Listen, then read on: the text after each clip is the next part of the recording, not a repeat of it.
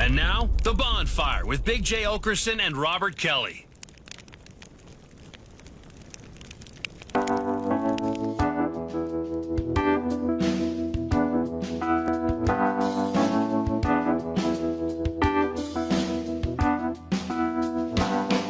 His eyes are cold and restless, his wounds have almost healed. And she'd give half a Texas just to change the way he feels. Well, she knows his love's in Tulsa, and she knows he's gonna go. Well, it ain't no woman, flesh and blood, it's that damn old rodeo. Oh, well, it's bulls and blood, it's a dust and mud, it's the roar of a Sunday crowd. It's the white in his knuckles, the gold in the buckle, he'll win the next go round. It's boots and shafts, it's cowboy hats, it's spurs and let it go. It's the ropes and the reins and the joy and the pain, and they call the thing a rodeo.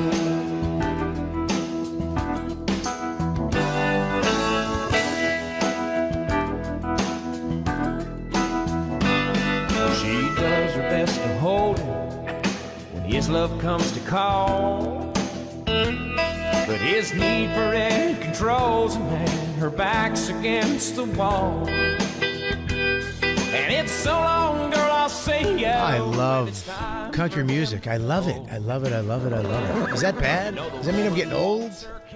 My wife hates it. Welcome, everybody. We're back.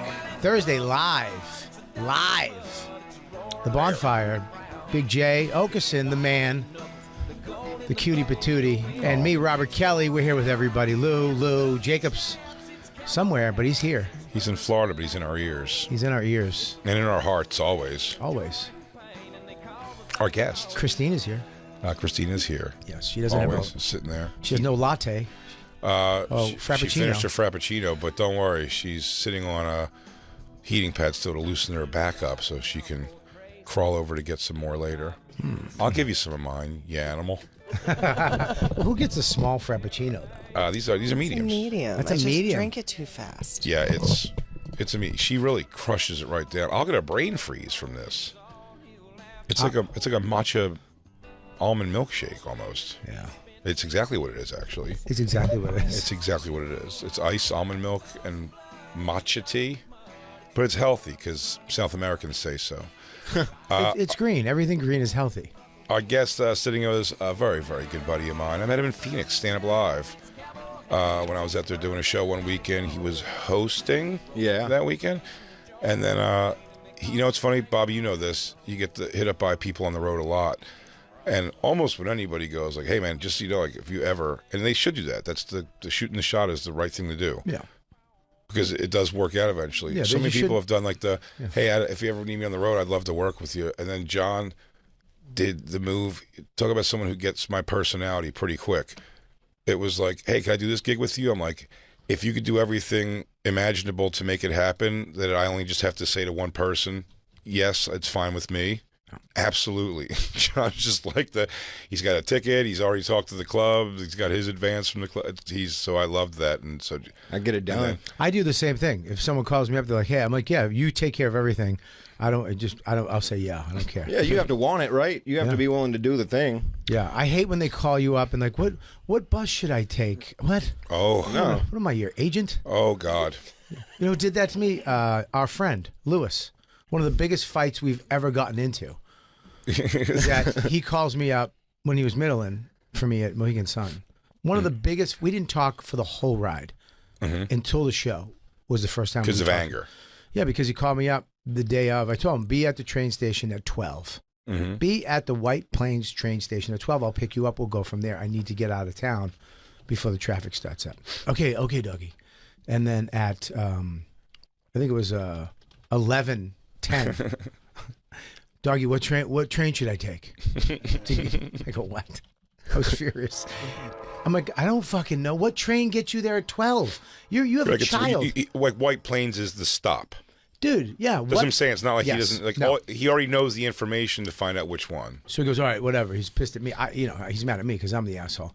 And then I get to White Plains. I'm waiting there. 15 minutes goes by. He calls me, Doggy, you want a Starbucks? I go, what? He went to the Hartsdale one. He got off at Hartsdale because they had a Starbucks. So I had to drive backwards. So he's like, get me at this stop? I had to go back 15 minutes to the stop before White Plains and pick him up. And dude, I flipped out. I was screaming. Oh, yeah. And Lewis was doing everything he can not to just punch me in the side of the head like a gorilla and then have sex with Dawn and take over my life. I got to give him credit. I was yelling at him like we could fight. Well, John and me just like, and we're on the road. It's a good road dog. Yeah. You know what I mean? We're both pretty mellow on the same things. We were bound by, John was unaware of the deep, dark world of online pedophile hunters. And when I opened up his world to that, it was just two guys that were happy to go smoke pot and watch pedophile hunts after the shows and eat snacks. We've watched a lot of pedophile hunts and eaten a lot of snacks. It's a pretty mellow hang. Been a lot of tummy times. I hope you guys go too far down the hall and one day you're in the video. And it's me and Lewis doing tummy time watching you get arrested. Tummy time rules. I love tummy time. Dude, you introduced me to tummy time in JFL and I haven't desired anything more since then. I don't do tummy time with him. I refuse. I have my pride. What? He sits in a won't chair. do it. I sit in a chair next to him. I won't lay on a bed tummy time with another dude. I just can't. You don't take your shoes off and lie on your tummy with Jay and then crisscross your legs? I don't. I can't. Nah, shoes stay on. And then put your feet up in the back and you both twiggle your toes together? It gives me a nice wide berth. Does it make for a less desirable angle on the computer we're watching for both of us? Sure. But the he's from a different place down south. I have my pride, man. Yeah. Whatever. I can't do it. Ever. It's already enough can't do that that. he's tummy timing while you're there. Because at that point, I feel like a golden retriever. You know, I feel like I'm curled up at the foot of the bed. Or you feel like a friend and you have bonded. I'm a friend in a chair. Yeah. I don't know. I don't know why John feels uncomfortable to touch shoulders with me while I'm in a wife beater laying on my. Also, maybe don't look at me with such disgust, Bobby. I think John's gayer for not doing tummy time because what he likes to do is while I'm doing tummy time, he sits in a chair so he can stare down at my cleavage. I do. Because my tits are mushed together when I'm in that position. They peek together just right, and man, I get a little chub. Did we tummy time with me, you, and Josh? 3-man tummy time, and watched 3.5 straight hours of documentary. And I respect none of you for it. It felt like 10 minutes. I mean, it flew by. It flew. When we were done, we're like, we got to get ready for shows. We have shows to do. We just spent a whole day on our tummies. With snacks. We had snacks. But we did learn, I'll tell you what, and this is Bobby still heavy. Where I said I was worried about him when he bent over to pick something up. I'll tell you what is in Bobby since being a 13-year-old juvenile delinquent is when they knocked on the door and said security, Bobby, he got up like the Undertaker from tummy time. It was a handless, just like, but I ran he just rose up and ran into the bathroom and closed the door. He just didn't want to be a part. We were in my room. Yeah, but you guys, this is the problem, Jay. You smoke weed in the room. Yes. And that fucks me up. It freaks me out. I still... Like, you're smoking weed in the room, and I'm okay with it, but I'm not. I'm scared. Because in my brain, I'm like, you're not supposed to do that. Like, well, how do you have enough? Just. I don't smoke cigarettes ever in a hotel. I had that panic at first, too. When I first started going on the road with them, I was scared, too. But then after a while, you just kind of get used to it. Phooey. But I'll tell you. It scared me. I have had it, but they got me. But what happened was the guy goes, "You're smoking in the room," and I went, "I don't," and he goes, I don't want to hear it. You're coming downstairs because you're smoking in the room." And I was like, shit. And that's when I was like, guys, they want me to come downstairs. Like, I'm like, they're going to fucking ask me to move hotels. I'm like, well, I'll go over to the Delta where there's balconies, so we won't have this problem. Sure. And I was looking on the bright side of that I'm getting kicked out. I went downstairs, and the guy goes, he goes, "You're smoking in the room, and it means $250 American charge to the room." And I was like, "Oh, you're just going to charge me for the smoking?" He was like, "Yes, it's going to be on your bill." I'm like, "Oh, yeah, all right, Okay. I just went back up to my room. I'm like, that's I was fine. he came back. I was still lit up another one. Yes. I was still in the Yeah, bathroom absolutely. when you came back up. I was still in the shower with the Josh curtains was up. like, Bobby, it's cool. The coast is clear. The fuzz is out of the hallway. You were hiding out in the bathroom. I You get hide in the scared. bathroom. I get scared. Oh, It was man. instinct. He What, do you have warrants? jumped into the bathroom. You have warrants? Dude, Canadian warrants. I used to. I killed a I beaver know. once. I killed a beaver, dude. And that fear, Bobby, that fear never leaves you. The fear of impending arrest is always there. I still walk out of. I walked out of CVS today, and the beeper went off, and I froze, and I was like, I didn't do anything. I don't have anything. If you want to check my bag, and the guy was like, no, just go. You can steal $900 worth of stuff, and we can't do anything about it. It does change, actually, John, though I disagree because I lived in 25, 30 years straight through of fear of, because I've had a weird amount of times being pulled over for like, they're getting me because I know that brake light's out. And then they're like, no, you're actually arrested because there's like a warrant because you did unpaid this or tickets or something. And so I had that fear for that. But once my record was clear, which has only been, Christine, what, 6, 7 years that I've just been like, there's no issues. My license is all good, everything. Maybe a little longer. Oh, do I like to give the biz to a cop now? Ooh, I like giving him the old fucking white guy. It makes me feel good. Now, see, I don't want to lose the fear. Because they're still nasty. They still come with the same nastiness that would make me go, sir, I'm very sorry. And now I go, like, why are you yelling at me, you fuck face? And You say that? Absolutely. Christina's begged me to stop doing it while it was happening. I hate it. I'm Talk back to the cops. I'm I 10 haven't absolutely seen the can. side. I haven't You seen the side of absolutely Jay yet. Dude, when I was in this You're female not cop, supposed to. You're not This supposed to female- in America. this female cop that was going like hard at Christine at one point, I called her a dumb bitch 15 times to her face. And then she tells her sergeant, and he goes, what seems to be going on here? I go, she seems to not understand that she's a dumb bitch. And he even was kind of like, all right, man. He's like, just like, he'd be cool. I go, I don't know. I was like, what can you possibly do something about this? I mean, she happens to be a dumb bitch. I'm the one saying it. And he was just like, all right, just park the car, man. Get out of here. What do you think you do? He takes off to the side, tell you, nudges you. He didn't hate it. He nudges you. Remember he's that? like, Oh, yeah. He actually passed you a note. He's like, yeah, we call that too. A station. Yeah, she is a dumb bitch, That's though. dumb. She is. That dumb bitch, Kathy. Yeah. Oh, she was awful. We moved off that cop block just in the nick of time, I think. I don't think Before I got shot. Before you, it was just like revving up because the cops were always doing something, you know. I told that officer Paperman, turn off his body camera and I'll beat him up. Jesus Christ, Jay. He goes, do something about it. Remember the second time? He's like, do something about it. I was like, turn your body camera off, dude. I'll fuck you up. And You then know he they went can't. inside. They can't turn it off. Dude, They can't turn it off. And then he went inside. The guys came out and they were like, remember they were all like, yeah, he's such a jerk off. Yeah. Well, Like, they said were- he tickets them. Like Yeah. he was like a cop that would like ticket other cop cars on the block. Which in some weird way I respect, but also you're a dickhead. I get pulled over. 10 of 2. Mm-hmm. Yes, sir. No, sir. Whatever you need, sir.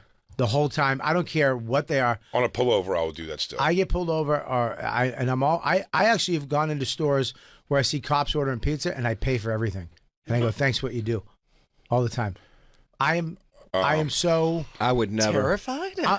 yeah, dude. I've been arrested in the back of the car, thrown in jail. Sure. I just have that fear, and then when my thing was clear, now that I can drive and I have nothing to worry about, and my uncle's a cop too. Yeah. So I'm always 10 of 2. Yes, sir. No, sir. I am a complete pussy when I get pulled over. I'm terrified of getting pulled over because I genuinely, and I mean this, I don't know where any of the documentation I would need to give. If they go, do you have your license and insurance? I go, I have my license for sure. And the car is definitely insured. I don't know if there's anything in here that says that, or I'm pretty sure there is. Now, This could see, be an for old me, one. I'm poor. So the thought of getting pulled over scares the shit out of me because they're going to take the one thing that I don't have, money. Oh. That's scary. I remember that when I first got my car and you got a ticket or something and it was like $260 and you don't have it. Oh, yeah. And you had to go down to that office and see that lady and pay It's some- brutal. Now they have payment plans. Oh, do they? They Yeah. didn't have that shit back then. I had asked my grandmother Me either. It was for you had to pay it $260. all.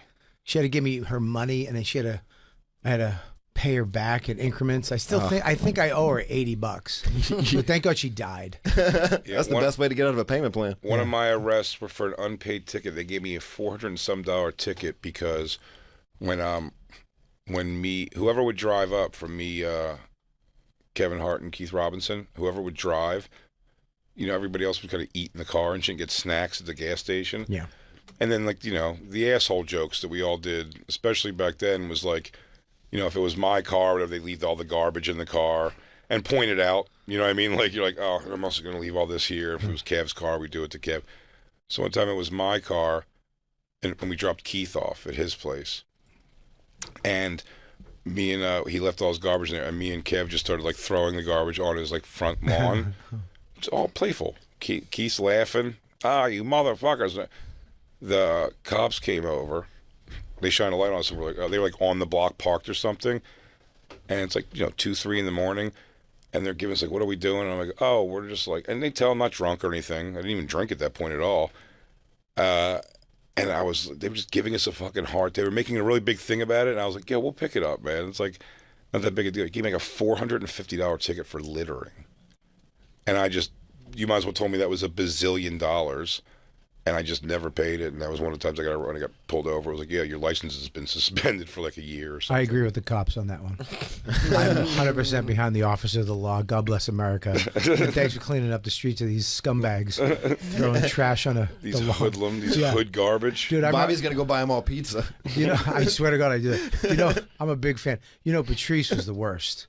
When we were down I remember Bloomberg, when he was mayor, governor, what the fuck was he? Mayor, right? Mayor. Yeah. Mayor. He passed a law, a sound law. Like if you were too loud, they gave you a ticket, right? Loud voice? Voice loud. Whatever. Anything loud, a cop comes up, gives you, I think it was a $250 ticket or something like that. How many tickets did Patrice get? Well, we were in the car. It's a flip book. Back in the day, there was this tall, he had to be like 7-foot cop, goofy white dude down in the West Village. Just a dick. To everybody, screaming, people in the street, get on the side. Just yelling at people all the Interesting, time. because those cops down there, for one thing, to a flaw, wanted to hang with the comics so because the Olive Tree treated him really well. But this guy was a dick to the comics even? This guy was 7 foot tall, goofy, white cop that was a dick to everybody.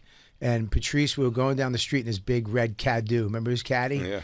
And we were in it, and the cop jumped in front of his car and just stopped him without looking. Just fuck you, and was yelling at everybody, get off the street, you go now, whatever. And Patrice had this really loud horn in it, and he just went, what? The cop jumped, he fucking went, huh! His whole body quivered. His gun almost fell out of his holster. And everybody on the street went, ha, ha, ha, and laughed in his face. Dude, he went, pull over! And he pulled Patrice over. And I'm like, and I'm me. I'm like, dude, don't do that to police. Yeah, are you crazy? Right? Patrice he goes, roll the window down. Patrice rolled it down like a centimeter, and he stuck his lips up. He goes, yes, officer. And he goes, roll it down. He goes, you're scaring me, officer. And he went, roll it down. He goes, and he rolled it down like an inch. He goes, yes, officer. He was such a cunt. And he goes, officer, you're scaring me, officer. You're threatening me. You're in the middle of the street. I just honked my horn. I didn't really do anything, officer. And he goes, get out of here. Just told him to get out. Patrice was a dick to cops. Well, that was good. Good for him. And they won eventually. In the South? Yeah. He goes, Patrice, 5,002, police won, but it's a big one. No, I've never been treated super nice by the cops, but then I said, they're dicks or the overcompensation because they either know who I am or they're fans or something like that. Yeah. Which is weird in the opposite. Not that I don't want it. I want that all day long. If someone's like, I recognize you. Sure. Here's a warning instead of a speeding ticket or something, that'd be great. But it's either been they seem to be super shitty to me or they're like, I remember the guys would come to the ones that came to the cellar.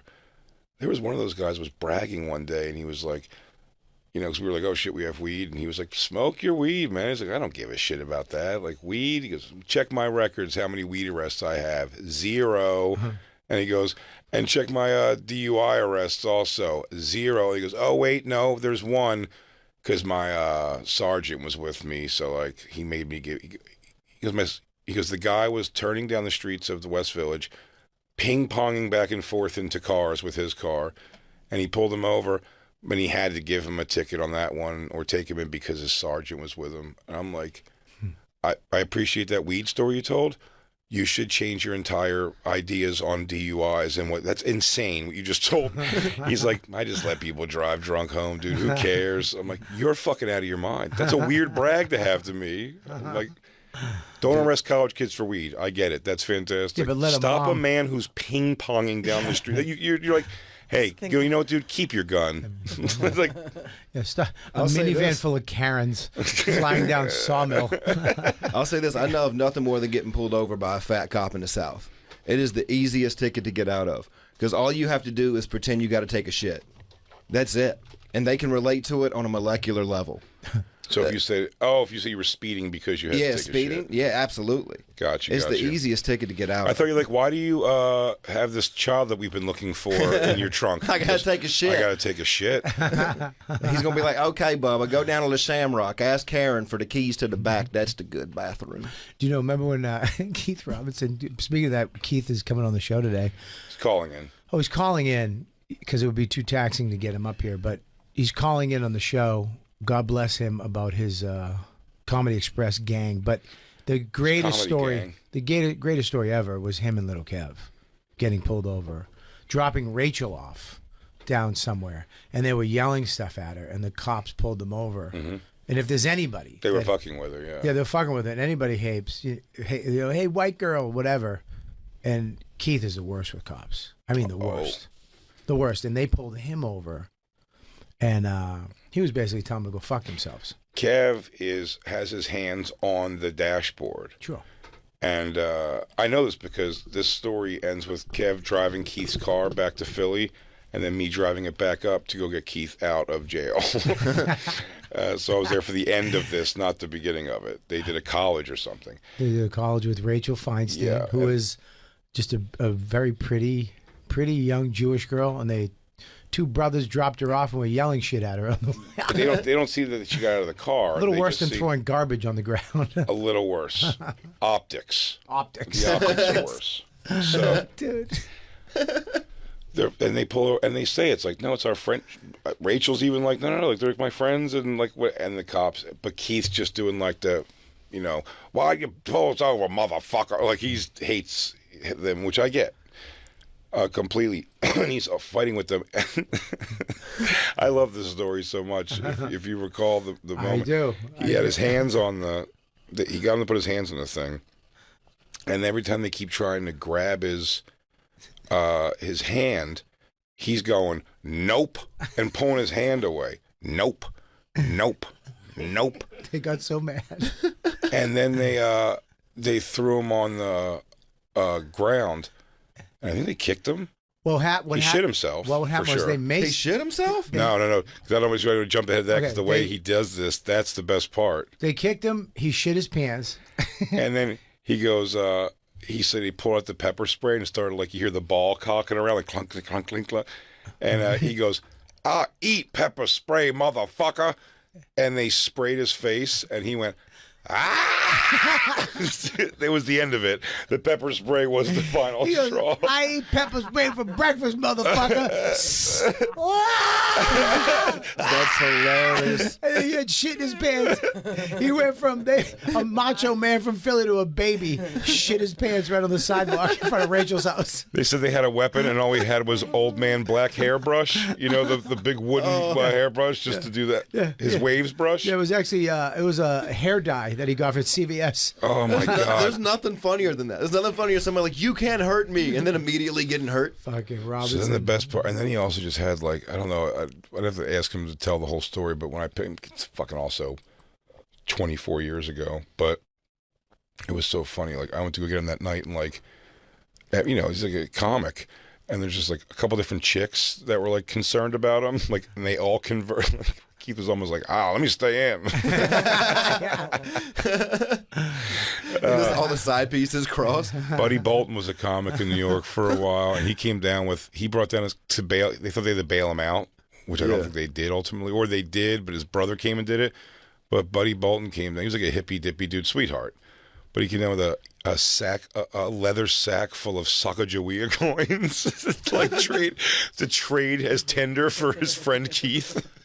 What the fuck is a Sacagawea coin? It's like, I have 40 shillings. $1 coins, you know what I mean? Like that's what everybody calls them, Sacagawea coins. His His collection. Yeah, his he's like, grandfather's coin collection. Hilarious. I got a ship in a bottle. What will that get me? Can that buy me any time? He brought all 50 state quarters. Yeah, there you go, Sacagawea coins. I got 6 Beanie Babies. Oh shit, that's so funny. He brought Sacagawea coins with him. He just pulls up. Like a satchel full. He pulls up his Bitcoin account.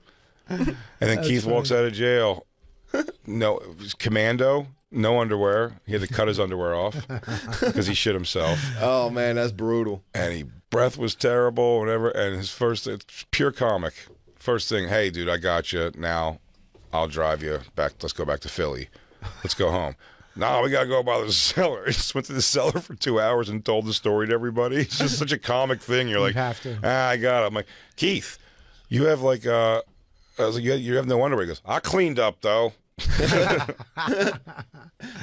Stop at Target on the way. Man, what a wild one. Yeah, the cops, and yeah, Keith was not a fan of the fucking cops either. No.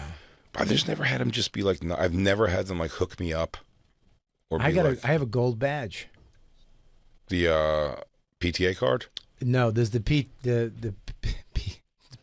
That's the school. Yeah, you don't have a card for that? I do. Yeah, it's the PSA. But it's when you it's the PBA. The PBA. Sorry. All right, you son of a bitch. What are all these letters? I'm so confused. You never heard that? It's Police Brotherhood Benevolence Association. Oh, just shut up, guy. You're right. I keep. You remember? You don't know. What it is? It's probably something some people pay into, but like it'll happen to you as a comic a bunch. When a cop is like a fan or likes you or something, they go, here you go, and they give you a card that has like their badge number written on the back, and it's got like a number on front. And the concept would be if you put it in your wallet or in your front window. It works. It is. What? Christine, am I right that it has never ever worked for us? I have. Ever? Ever. Well, you got a bunch. We used to put it in our window when we'd park in like a spot that was like dicey on legality. To not get tickets. We'd get parking tickets anyway. Why am I just finding out about this? I got one in my car. Dude, because that is I not think a thing in the worthless. South. That is not a thing in the South. I tell you what, I have. My over. Guy at up where I live gave me, when you're really in, you get the badge. Mm-hmm. It comes with a leather flip, and it's a little tiny badge. Gold badge. And when you have that in your car, you flip that open. Just go. They just tell you to If go. they gave me that, I would abuse that authority like it was a real thing. Can I tell you something really quick? I would flash it quick at people. Can I tell you something real quick? What I did? What a piece of shit I am. I go, ATF, suck my dick or you're going in. I was down the village on a spring day, and I was sitting on there's a building with a round staircase over by the cellar on 6th Ave, and I was sitting hanging out, and there was a Asian woman, middle-aged Asian woman. Why is she Asian? Because she was. Why does she have to be for the story? Because she was. Yeah, I'm sure it'll come into play. She was. There's going to be something you say in the story where I go, that's what they do. That's what they do. She starts yelling to herself. Here you go. Yelling. Right away. That's what they do. Then she looks at me. I look over at her. I'm on the phone with Matty Frost. I'm on the phone with him. She looks at me. What the fuck did you say? What the fuck did you just say to me? And I was like, yo, dude. This girl's flipping out. I think she's flipping out on me. She comes over to me. You racist motherfucker. What did you... I mean, she's going to kill me. She wants to fight me. Mm-hmm. She's coming at me, yelling at me. Are her fists glowing? Dude. She going Super Saiyan? She's like, Hadouken! Sonic boom! Dude, she's coming at me. I had that stupid badge in my pocket, in my wallet. I took it out. And I flipped my wallet. And I went, hey, back off. Wow. I went back. It was a little baby gold badge. It's really small. But it was it's kind of like on the back. I know it's like an up and down pin, right? Yeah. The pin doesn't go across. It goes up and down the badge. It's a little badge. It's in my wallet on the inside, and it's a wallet that's it's actually a $100 bill. It looks like a $100 bill. I flipped it. I went, hey, back off. Robert Kelly, hip hop police. Just say this. It didn't work. She came at me. I had to run, holding the badge. I'm running up stick going, hey. In today's temperature, Is it a library card? I would say in today's temperature, when someone calls you a racist, saying you're a cop isn't helping the cause, really. No, you're not doing anything. Become a racist, he goes, card-carrying racist. Yes, I have a badge of racism right here. I went to a whole school, an academy, if you will. I remember when I whipped the badge out, I just looked over. I was so embarrassed because I just saw this lady with her kids just laughed. At me. It's just like, what the fuck are you doing? just a New Yorker was like, what are you doing? That's not what you do. In defense of respect for the badge, that I will say I still probably, but should definitely have. It is a thing where it's like, I just don't meet the cops that are doing like the thing that you're like, damn, that's a good cop. A cop who's really trying to solve like something terrible that happened to a family, or you know what I mean? Jay, you like don't a real have to... detective. The guys, but I just encounter the ones who it's like. They're like stopping bicycles at the end of the block for going through yellow lights. It's like you don't have to defend that you hate cops and you're part of Antifa. You don't have to do that. Does Antifa hate the cops? We all support you, dude. That you're in Antifa and you hate the. Is Antifa anti-cops? Sure. Oh yeah, anti-fascism. It's cool, man. Oh, probably. You're good, dude. We're good. We love you no matter what, dude. You hate police in all forms. No, Black Lives Matter. Sorry, I chose a side. I hope you get pulled over tonight in your Uber. Yeah. Show your benevolence card. Yeah, I'm gonna show him my fucking Blue Lives Matter card. I got a cigars because what are you guys are the police? Let's see, Black Lives Matter, Asian Lives Matter, Blue Lives Matter. I've never seen you like you've never gotten pulled over by a cop in our entire relationship. All the incidents with cops were always like weird stuff on our block. For the most part, yeah. Yeah, I've never seen how you like act with a cop in that situation at all. It's a little different. I definitely, because here's the thing: if I'm in my car, there's I don't expect to be stopped walking on the street by a police officer and have something happen. Do you know what I mean? It's not my thing. Yeah. That I worry about. Getting pulled over in a car is just like I know the process. I've been arrested. Almost every time I've been arrested, been taken out of a car. Yeah. And you're like, the tow. The night in jail. What is it I'm going in for, actually? Are they going to let me out tomorrow? Fuck, is it Friday and I'm not going to get out of here till Monday for something as stupid as like an unpaid seatbelt ticket? It was like shit like that. It was just, I didn't pick up like adult responsibility at all. I'm still terrible at it. If Christine left me for real, I could do it, but I would definitely have to be like, all right, where do you pay the cable bill exactly? Like, do you know what I mean? Like I have to figure it out. I don't know what bank we're in. Jay doesn't know what bank he's at. Something. I go to Dawn. I go, can I have money? She hands me money. Jay asks me. Jay goes, "Do I have money?" That's what I asked Christine. I go, "Do I have money?" Yeah, I say the same thing. I said the same thing, dude. I have like, I was going to my cigar place today. I go, "Can I have money to get cigars?" She's like, "How much?" I'm like, $700. She's like, what? This much? This many? Can I have money? Yeah, I asked Christine if I have money. She looks at but you know, it's funny. She was saying something about Dawn, like calling for something for you for one of the gigs we're doing together. And I was like, oh yeah, Dawn does like, I go, yeah, Dawn's Bobby's Christine also just like does the things that I'm like, yeah. If I had to sit there, this trip I'm doing, we do 2 Airbnbs on this trip. Yeah. I'm going to, and like I know I'm pretty impressed with myself. I can browse Airbnb in the area that we're going to, and probably pick an Airbnb, and then I have to click a button, and I know now that the little squarey thing with the arrow is send that to somebody else, share button. That's great. And then when I hit share, every device I have knows. He goes, "You probably want to shoot this over to Christine." And I go, "Yes, I do." And then I go, "Christine, can you make this actually happen? Like this Airbnb? Is this a possibility?" Because you have no idea how it can actually happen. I know it can. I know it's not that hard. It just seems like a job. It would weigh on me like I had to go carry boulders up a mountain or something. Once you know it, like now, like Seamless, Uber Eats, like you're fine with those. Like that used to be all me, but now you go on those apps and you're like, boy, is he fine with Uber Eats. Let me tell you. I figured it out. Yeah, I've gained 10 pounds because of how okay he is with Uber Eats. I'm not taking the blame on this. I don't let Dawn do any Airbnbs for me because she did one in L.A. Yeah. And I showed up, and it was in like a gang neighborhood. She doesn't understand L.A. She thinks L.A. is L.A. Like, you know, there's actors who are. I was literally in a gang neighborhood, and I had to go through a cage to get into the Airbnb. And yes, when you got into the Airbnb, there was a beautiful colored rug on the floor and a piece of art that she saw in a dumb photo. But I had to blood in, blood out every time I left. And I had to fake a Spanish accent, like, yo, man, I gotta go to comedy. I don't need anyone. Hey, you know where I can get an Uber around here? Hey, I gotta go to Netflix for a meeting. Yo, what's work better here, Lyft or Uber, fucker? Yeah, man. Hey, man, you guys know Bobby Lee? You know Carlos Mencia, otherwise known as Ned? Yo, George Lopez. What about that guy, huh? You know him? Dude, it was frightening. When I was looking for this last Airbnb for him in LA, just on the map, it was hilarious. Like in the map, it said Skid Row, and then there was just a high-rise luxury apartment in the middle of Skid Row that was available on Airbnb. Yeah, there should be some type of flag that they have to put for neighborhoods. No, it's a big thing. That's the whole thing about that hotel that they said the Asian girl was haunted, and it turns out she was just like off her meds and drowned.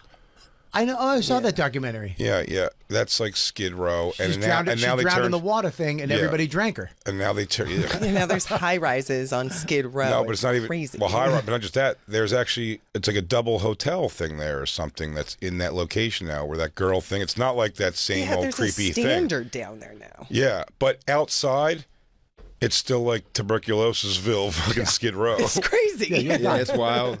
The wealth inequality. I got put up over there too, and at night it's a nightmare. I went to a jazz supper club by myself. I was like, what a cultured man. Did you wear an ascot? Any excuse to wear an ascot? I think Jacob is with me on that. Would you go with me, Jacob? I would go with you. Thank you. Thank you. Jacob, any excuse to put on cufflinks? Dude, I was like, I'll walk. It was the most frightening thing I've ever done in my life. And I'm pretty street. Like I know how to walk down the street and not be fucked with. I know how to make eye contact. I know how to just enough. I know who to look at, who to kind of look through. It's an interesting eye contact. It's not because you got to watch. It can't be friendly. Nope. But it also can't be combative. It's got to be a thing like. I'm not even thinking about you. It's like you're doing your thing, I'm doing my thing. I got shit to do. That's the look you need on your face is I got shit to do. It's the same look you have when your wife's been in Victoria's Secret too long and you want to get her out. You walk in, pissed off, but not an ass. Not like an abusive husband. You walk right That's to when her. you get in the car. Yeah. Then you hit her. Then you strangle her with panties. You love them so much, eat them. Fucking eat them if you love them so much. Put it down your throat. Yeah, dude. Fucking Airbnb, man. That thing is. We're gonna Airbnb my tiny house. Yeah. To what? The fucking mice and rats that are living in it while you're gone? It's like a fucking Disney adventure up there right now. There's a deer wearing Bobby's robe, drinking coffee. Snow White is gonna use it for the springtime. Max had the poison apple. We have Keith calling in at 6. Yes, sir. Keith Robinson to answer for Comedy Express. We have to actually watch. We did not get anywhere near the end of that Comedy Express video yesterday. We have to explain to John what Comedy Express is. Yeah. But Max had a. Is this the first one? Oh yeah. Is this the first? Is this the first of? No. This is. See, Max. Okay. I was telling Jay before the show that I have my son in jiu-jitsu. Like a year and a half ago, I'm friends with Matt Sarah and Igor Gracie's up where we are, and he put him in there, and he's kicking ass. He's loving it. And then, but he beat up Matt Hughes. No, that's not that hard. I mean, the guy was hit by a train. Probably a tractor, more likely. So last night I came home. He just got his belt upgrade, whatever, and there's a thing you probably noticed from having a kid. There's a thing that happens where your kid kind of gets it. Like he goes off. Like in the last couple months, I come home, he's drumming. He takes drums lesson, but he's doing it by himself. He's into it. Gotcha. He's coming home now, and he's doing jiu-jitsu in the living room, putting the mat out and practicing his stuff. Like, it went from just having to go to jiu-jitsu, having fun. He's finding his interests. He's finding his interest. So I come home last night, and he's on the mat with his gi, doing sprawls, and he's... I'll send you the video, Lou. And I go, what are you doing? And he goes... It's a funny sentence. He points at me with a mouthpiece, and he goes, you. I went, well, what the fuck do you mean, me? He goes, we're fighting. I'm fighting you. And I'm like, well, I thought we were going to have, like, you know, sugar-free popsicles and watch The Good Doctor. You know what I mean? Like, I don't know. That's our night. He's like, I'm over that room. He's like, you're mine. Dude, I swear to God. I'm over that autistic kid. You. Dude, Me and you, Dad, now. dude, that's usually our night. We have a fudgicle or a popsicle, no sugar, and then we watch The Good Doctor. Or we watch Schitt's Creek, because it reminds us of Mateo. And... You're gonna walk into the room. He's gonna ding a bell every time you walk in. Dude, he goes last night. He goes, you. So I was like, what? All right. I go over to the mat. He single legs me. He takes me down. Okay. And he goes on top of me and he taps me out. And he went behind me and choked me out. He's like, today's the day. So I got mad, and then we started fighting. Right. You know, and then he won. Well, what I did was I let him win. The last one I let him have. Because it was so, I was like so happy that he's into it. I was like, all right, let him have this. I think I did the wrong thing as a dad. Oh yeah, you got to take him down, dude. Well, I put him into the. I put him. Don't play. This makes me cry. This music makes me cry. Max kicked his dad in the face and won. Now the family dynamic is weird. He's my boy. He kicked my ass. I came home from midnight gym for some reason. I don't go to the gym during the day.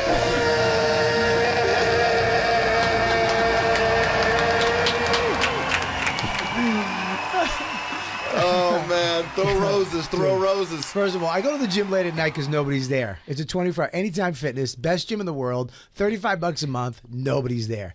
It's me. How often can you go? I go as much as I want. No, Bobby. The answer's anytime. Anytime. We should have all gotten free. We should have all gotten free memberships for Let's that. do it again. When's it open for a workout? It's anytime. Wow. Yeah. So you can. So that's why I go to the gym late, and I have the sauna, so I go back into the sauna. Anyways, I digress. Am I using that the right way? Yes. Anyways, fraction talk. Fraction talk. 1/8 of radio. You know Max's voice got 3 octaves deeper the second he tapped you out. You're listening to Fraction Talk. That's right, everyone. Your favorite hits, your favorite morning zoo. We're gonna see who's got the deepest pussy in New York City this week. We got a couple of fat girls coming in here. So, anyways, he went to school today, and I knew it. He went to school with this confidence he probably shouldn't have had, and he got into a little squabble. Was he by any chance wearing his gi tucked into jeans? Was he doing sprawls before school? No, yeah, no gi. He's not Because allowed. perhaps if he would have went dressed like Dalton himself from Roadhouse, Right, perfectly coiffed hair. they probably would have known this guy's not to be fucked with. But you have to wear your gi tucked into your jeans, you see. Yeah, I fucked up. Yeah, he went in today, and somebody, I guess he was trying to get to a girl. It's hard to get the facts out of a kid. You know what I mean? Because their imagination is everywhere, and they know. Well, I also think they also. I found with Isabel when she was younger, it's the feeling out. Like very quick thing learned, little bits at a time, and see where it's going. Where do they lead it? Right, where they look at your face. It's like, are you getting madder if I go this way or that way? Right. Like, because like a question like, did you know this? And they're like, no. And they're like, okay, you didn't know. So, and they're like, okay, all right, good. It's a game of chess. See, my son literally broke my back. He jumped on me elbow first. I was laying down, belly down, ass up, bitch position. Yeah. You know the position, Jay. And he jumped off the couch elbow first and process fractured my L2. And then I had to go to the hospital. It was a whole thing. I was there for 9 hours. And then on the way home, I had to decide, am I going to tell him? Or have him arrested. Are you going to have him put in jail for breaking your back? Max would have went away. Was he mad because you were teaching karate to Americans? That's how they paralyzed Bruce Lee. They broke his back because he was teaching karate to sound effect, Lou. They were teaching karate to Lou. Just throw a sound effect whenever you get a chance. Judge this up for me, please. Not to correct you, but it wasn't karate. Karate is Japanese. Is it? Yeah. So ninjas are Japanese. No, Kung Fu is Chinese. Yes. And Jeet Kune Do is what he was teaching people. Wow. Jeet Kune Do. No, for you it was Jeet Kune Do. Oh. For me it was Jit Kune Do. It's a cum reference, Lou. How are my cum reference jokes coming along? But he came home and he was telling me the story that he was trying to get to this girl that's blowing him off, and he was going to go confront a girl already. Well, she was giving him the finger. It was a girl who was supposed to be his girlfriend or whatever. He's 9.5. So then he could go over to her locker and be like, "Kicked my dad's ass last night." So this kid stepped in his way, whatever his name is, and he just tapped him. This is what he said. I just tapped him a little bit. And then I go, show me he has a big beanbag. Go, show me. And he smacked it hard. He was stopping Max from getting talking to the girl. The girl didn't want to talk to him. I don't know. No, I don't think he was trying. No, he wasn't trying to assault the girl. No, I'm saying, but she didn't want to talk to him. And the kid was like, they were doing a very hilarious young people version of like, the lady doesn't want to talk. Yeah, exactly. Okay. I think this is the story he tells. So then the kid hits him, throws him on, hit him. And then the story that he tells, it's fucking crazy. He says the kid hit him and punched him first in the face. I go, he punched you in the face? And he saw, like you said, saw that I got mad at that. Mm-hmm. Like, you don't let somebody fight. And he goes, no, in the stomach, in the chest. I go, then what? He goes, then I went down and then he took my head and he pushed it on the desk and he wouldn't let me up. I go, he wouldn't let you up. And then he pushed me down to the ground. I'm like, did you get up? He goes, not right away. Because my big thing is get the fuck up. Yeah. If someone hits you, get up. Get in their face. Or get away. You know? Absolutely. But don't lie on the ground. Don't be a victim because they love that. Can somebody lay that speech, write that part over there, over Tekashi 6ix9ine, getting pummeled in the bathroom of a... Did you see that? Just get up. Of a fucking LA sports club. Oh, man. He got A-Town stomped. They weren't even in Atlanta. Dude, here's the thing. I don't think Max deserved that. No. But... the teachers took him in the office and he has to write us something out. But then he comes home. I have a rule: you don't get in double trouble, baby. Yeah. If you got in trouble at school, I'm not going to put you in. You already got in trouble. Yeah. There's no double trouble. You got in trouble at school, you're done. You tell me, honest with me, you're fine. Just don't do it again. Let me teach you something, and then you can go. Do you know who the kid is? No. We got to get the update on this. Is going to have to be. We got to see a picture of this kid because I've played this game a bit before too. I was like a bigger kid in school when I was younger, and I also had a good boyish face to play innocent on. Still do. And not saying that There Max just did it. I'm not saying that Max instigated the fight at all. I wouldn't presume that, but it feels like he got a sense that like if he goes victim on the fight the whole way, it's a much easier thing to tell at home. Like I was just basically, defending myself, getting my ass kicked more or less. But like Max, that's why I'd be curious to see what the other kid looked like. To be like, here's what he said. I'll tell you what he looked like because he said, and this kind of hurt my feelings, and I think it's because I let him win the night before, and I should have beat his ass. Your dad's an average stand-up, and Dad, I can't let someone say that. He said, Dad, he's a lot bigger than you, and I beat you last night. Okay. Well, man, you've set a bad tone. I fucked up. Yeah, you should have taken him down. You got him a participation trophy, and you knew better than that. I know it's your heart. The problem is, I got to go home and kill him. Oh, you have to go home and kill him. I got to go beat the shit out of Max. They were supposed to get that kind of nurture from their mothers, and their father was supposed to go a different way with it. Now you're being forced to give nurture from both. Yeah. Do you see what I'm saying?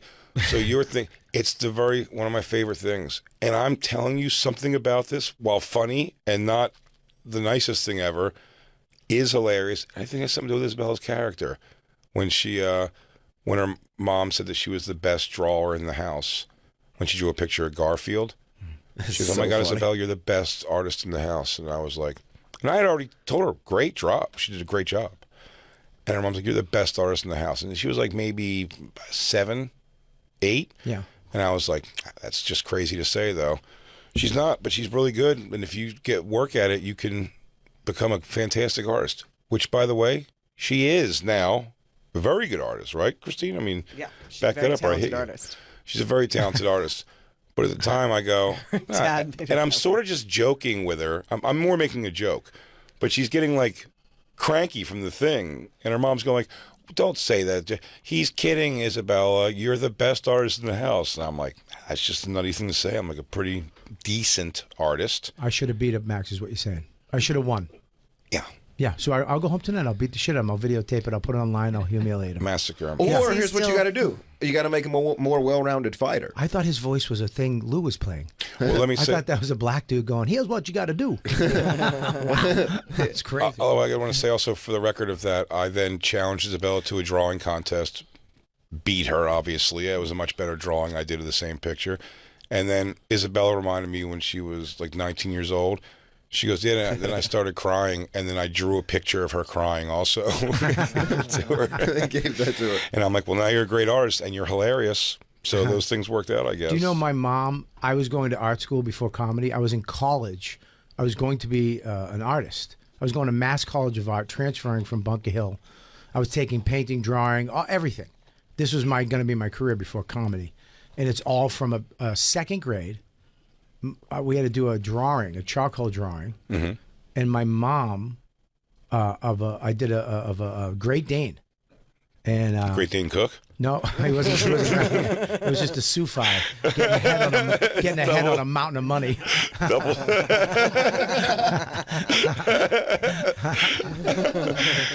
Bobby, are you a clairvoyant?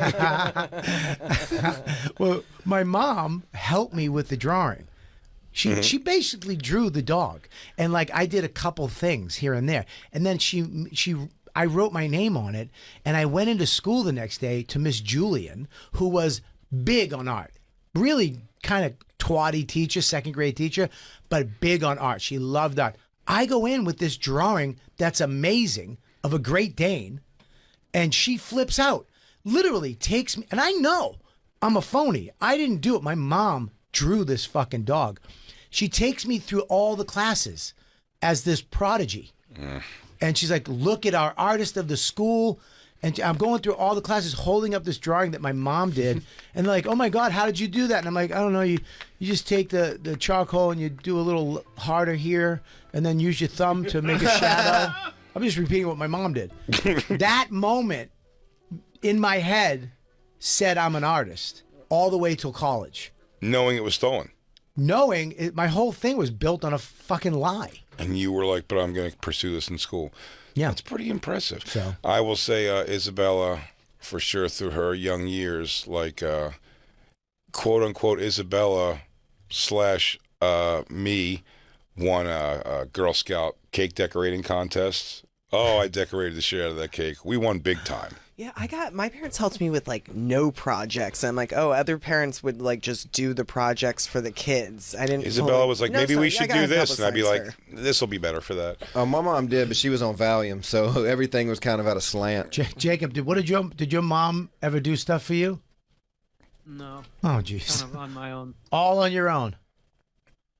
Yeah, I mean, Yeah, they helped a little, but she beat him in the not horror really. classes. No, I really Isabella had to do a project on like someone she admired. It was Iggy Azalea, which is hilarious, but That's like funny. I mapped and put the whole thing out.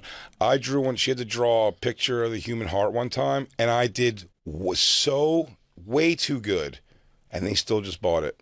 They don't They still care. just bought it. They don't The care. teachers didn't care. Yeah. I I want to get you a picture of this dog. This dog, this Great Dane drawing, was fucking unbelievable. yeah. Like, there's no way a second grader. That was literally a complete fuck up the year before. Couldn't even churn butter. Like, we did a butter thing outside, and I fucked up, and I just kept talking and I didn't turn it right, and the butter got fucked up. All of a sudden, I'm Van Gogh the next year. It should always be the Great Dane. Like, picture, they go, what's your next work? He goes, I'm still waiting for inspiration, but if you do recall the Great Dane, he goes, but Roberto, that was from years ago. You have a scarf on inside. Yeah, you show up the next day. That was from years ago. He goes, well, I must wait. It was years before I could make this one. I have adamant paint under my eye, just one eye. I never saw another Great Dane like the one I saw that day. There's no dog has ever inspired me like Marmaduke. I have some of my paintings from when I went to art school. They're just not good at all. They're nowhere near as good as that painting of the Thank trunk. God I did that talent show and started doing stand-up. Boy. You would always, whatever you did, though, you'd always just do something and smudge it with your thumb, because that does seem like art shit. I've unnecessarily tried to smudge something in a drawing to make it, and I go, that's not what I do at all. I don't know how it works. But I feel like if you have a little bit of that lead on your thumb. Oh, dude, my paintings are bad. Please find them. I have one in my therapist's office. Nuh-uh. Dude, he told me. You gave him a painting. That's funny. I didn't tell you this. Dude, where? No, we got to take a break in a minute. No, because Keith's coming. All right. Tell this first. I don't know. All right, listen. Yeah. Real quick. Okay. A few years ago, a while ago, I was going through a lot of shit. And he told me I should start painting again. And I was like, again? You mean, should I call my mom and tell her to paint my feelings? Bobby, I know you said you couldn't anymore. You're not emotionally there, but it's time to pick up the brush again. Hey, Mom, I'm feeling real depressed. I need you to draw it for me. So you got to pull this thing off a big tarp off of like a pallet. I had all the gear, so I took all my stuff out and I put Hello, burnt umber. It's been a while. Burnt umber. How the fuck do you know burnt umber? Hello, cadmium white. It's me, Bobby, from before. Chartreuse, I'm here. Dude, so I got my paints. So I take out all my stuff, and my therapist, he has in his office, his clients have paid him with paintings.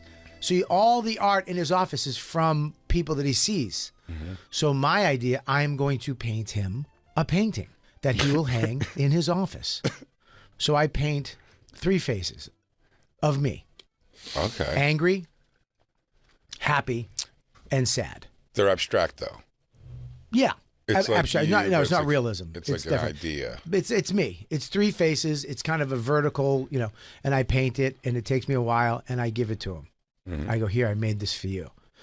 And he never put it up. This is weird. Never put it up. He probably put it on his refrigerator. No, it was a year later. We got in a fight in therapy about some stuff, and I yelled at him. I'm like, and you didn't fucking put my painting up. We were talking about father issues. And who the fuck are you? Because it sucks. All right, I said it. Your whole art thing's a sham. Can I say, in his defense, can you imagine if Dan and Joe walked in and he's got 3 Bobby Kelly? I know. That's what I'm saying. I walk in there. He goes, who painted those 3 Bobby Kelly faces? Robert Kelly himself. I hear you. But the fact is, it's like, dude, you have all these fucking artists up. You put mine up. You're the one who got me to take the easel out, asshole. I'm going to put this right up on the fridge. And you see it's not there. Hey. The next I week, saw the fridge, noticed it wasn't on there. It was, oh, no, I put it away somewhere safe. I got to get it framed. It's real art, not mental patient drawings. Yeah. He goes, this is more of the finger paintings of a lunatic. It's just a Rorschach. dude. So here's the deal. I came back the next week, and it was right in front of the shitter. So when you come out after you take the shit, my painting was up in front of the bathroom. Hilarious. What a troll move. Hey, enjoy the 3 faces of Bob and have yourself a dump. All right, we gotta go. We're We're gonna take a break, everybody. We'll be right back. It's me, Big J. Ogerson. We're having a good time in here. Jon Carden in the motherfucking house. Jon Carden. We got the crew, and Jacob's in Florida enjoying himself. So we'll be back with Keith Robinson and a fine video and story. It's the Bonfire.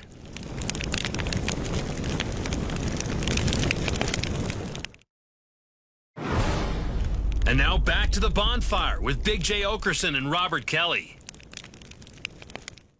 Yo, let's do this.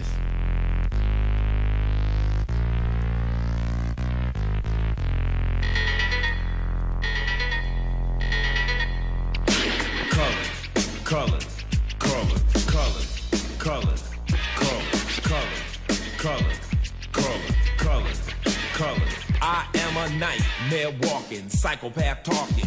King of my jungle, just a gangster stalking, living life like a firecracker, quick as my fuse. Been dead as a death, back the colors I choose. Red or blue, cause of blood, it just don't matter. Sucker died for your life when my shotgun scatters. Colors. The gangs of LA will never die. Just multiply colors. Colors. You see, they hit us, then we hit them. Colors. Then we hit them and they hit us, man. It's like a war, you know what I'm saying? People don't even understand. They don't even know what they dealing with. You wanna get rid of gangs? It's gonna take a lot of work. But people don't understand the size of this. This ain't no joke, man. This is real. You don't know me, fool. You disown me? Cool. I don't need your assistance, social persistence. Any problem I got, I just put my fist in. My life is violent, but violent is life. Peace is a dream, reality is a night. My colors, my honor, my colors, my all. With my colors upon me, one soldier stands tall. Tell me, what have you left me? What have I got? Last night in cold blood, my young brother got shot. My homeboy got jacked, my mother's on Hey, crack. Bobby, can you human toilet me? I can spit in your mouth so you can get some saliva. Dude, human toilet me. We're back. Bonfire. Faction Talk. Hell yeah. Sirius XM. I'm Robert Kelly. That's Big J Okerson. We're having Atkins keto. What is it? Keto peanut butter cups. I've been bringing healthy snacks in all week, and I've been rejected, except for today. Everybody jumped in on those sugar-free cookies, and they were absolutely terrible. Wow. John's mouth is all mucked up. It's all peanut butter, dude. Jacob loved it. Jon Carden's going to be at the House of Comedy in Phoenix, Arizona. That's March 30th through April 2nd. My first headlining weekend. Congratulations. First ever headline weekend. Yeah. That's great. Hell yeah. Well, you can sit in the chair and stare at an empty bed, I guess. Go to A tummy timeless bed. I know you were without me in Spokane. I'm sorry. Go to @GoingToTheJohn on Instagram. Yeah, and It's Jon. Jon. we're both going to be at the Nashville Comedy Festival. Doing a Can you look it up? They didn't announce it yet. It's not on the website yet. Nothing. Nothing is. It's so close. I know it's close. Very close. Kid Rock show, and then we're doing a show together So- as lovers in the night. Yeah, just two guys. We're going to do a live sex show. We're going to do a live sex show with each other. I went to that in Amsterdam. VIP passes only. With Joe DeRosa, Marina Franklin, maybe even, I think, Rachel Feinstein was there. It's announced. And we went there. Nice. We went there and watched that live sex show. Everyone was having such a good time with the novelty fat stripper, and then the muscular guy comes out and does his thing. We're all having a good time. A couple of hot girls come out and strip, and then a couple gets on stage and starts fucking, and everyone gets like, oh, should we go? It seems wrong. Yeah. Even though I thought I was like, this is going to be the best thing ever, I'm like, I don't know. Yeah. It seems weird. It does seem weird. Even in The Godfather with that scene, and then they was like, yeah, look at it. Look at it. It's like, oh, this is weird. Why are they getting into this? 4 guys together just watching a guy with a donkey penis do some weird stuff to a chick's fake strapped to a pole. It's like Where was that even happening? Is it still happening? Is there an address for that, Bobby? Cuba. Cuba? God, Christine, look up places like Cuba. It's so gross. Tijuana. So gross. Anyways, we have a very special guest calling in very shortly, and it's from yesterday's show. We had Keith Robinson, the legend. Mm-hmm. I mean, one of the legends. For sure. He's actually He's a mentor of mine. he's a mentor of Big J and Kevin Hart, Wanda Sykes, a lot of people, generations. Generation that got Keith is the reason that I started coming to New York. He got us into the mainstream scene, introduced me to the Patrices and Bobbies and Colin Quinns and all these people. It was the conduit for all of that. I owe him so much. And he would tell us stories. Some of them cautionary on what not to do in comedy. Yeah. The funniest thing that Keith did, though, that made me laugh, bring it when he comes on, was he would tell me and Kev all this stuff. Kev had a lot of music cues, and I had some, for sure. And he was just doing he's like, yeah, you guys are getting too wrapped up in the black circuit comedy. He goes, you don't want to do that shit. Anyone can do that. It's just like smoke and mirrors. You got to write funny jokes. And then Keith headlined one weekend at the Laugh House once. And he's like, told me and Kev to come hang and watch. And we did. And Keith kept doing you can't do drive-bys to old 70s music. Well, DJ hit it. He was doing all the DJ cues. And then at the end we were like, Keith, I thought you said it's like corny and like hacky to do a bunch of music cues. He goes, do as I say, player, not as I do. We were going. I used to do my first college gigs with him, and I did my first flight with him. And I mean, going through the airport, every girl he was talking to, every single girl, he'd be like, he'd go up, start yapping. Then there was one of the ugliest females I've ever seen in my life. Sure. He walked up to her. I ain't gonna stop him. And he starts talking to her. He gives her his card. And I'm like, what are you doing? He goes, practice, motherfucker. Practice. Use the ugly ones for practice for the hot ones. Getting in reps. Practice. He's put in his 10,000 hours of trying to get pussy. So in some of those stories he would tell me, he did tell me stories that we were like a crew. Yeah. And I think it just like when I was taking all of the Keith information, it was something that didn't come up a lot. And he said it once, and I was just like, well, that's kind of like, he's saying that was like the past, so it's nothing really that's to do with me. So I kind of forgot about it. And then Bobby brought it up yesterday. He goes, Do you know how happy it makes me that I'm ruining the way you remember Keith? I'm actually putting it into real perspective right now. I was like, Keith was, and probably not a ton of years removed, 10 years removed from being in his comedy gang. And he told me stories, but I didn't know that Bobby told me there is, in fact, a BET News, local BET News. They had that back in the day. In local black news, They had black news. in local black news, Live from there's Harlem. a loose pit bull running around on a. This is it.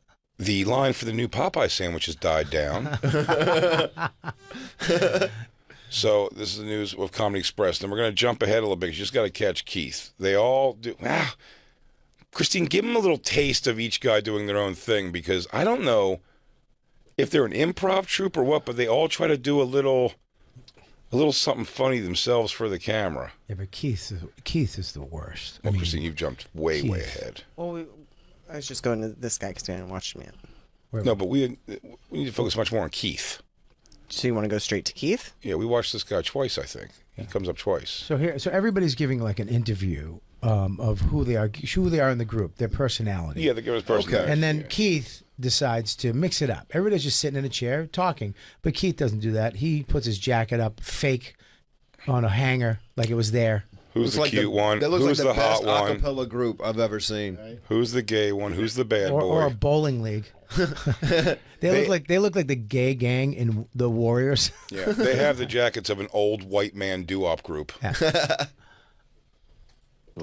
Keith Robinson on tour. How Hey, you guys doing?